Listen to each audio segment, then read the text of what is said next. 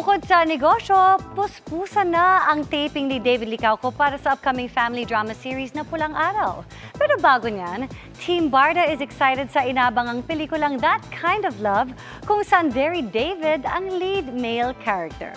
Panoorin sa chika ni Nelson Canlas. Matapos ma-feature sa Jinseo Arigato International Film Festival sa Japan recently, mag-ready nang maglayag muli ang Barda fans dahil this June mapapanood na sa bansa ang much-awaited film ni na Barbie Fortesa at David Licauco na That Kind of Love. Aminado si David na iba ang kilig na naramdaman niya while dubbing the movie. Nakita rin daw kasi niya ang kanyang sarili sa character na kanyang ginampanan. He's very serious, very businessman. Tapos kapag mangligaw siya, todo bigay.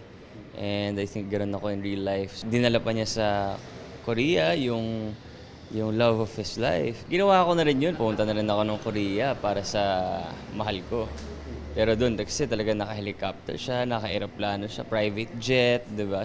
Very happy raw si David lalo't kasama niya sa pelikula si Barbie.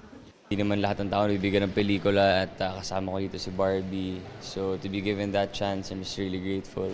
Bukod sa upcoming film, puspusan din ang taping ni David para sa upcoming Kapuso family drama series na Pulang Araw.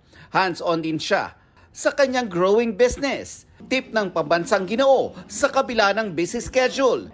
Prioritize and always stick to your core. I want to get the job done and mahal ko yung ginagawa ko parehas. Kailangan kong magstay in the moment. Tsaka siguro paminsan, what helps also like yung thinking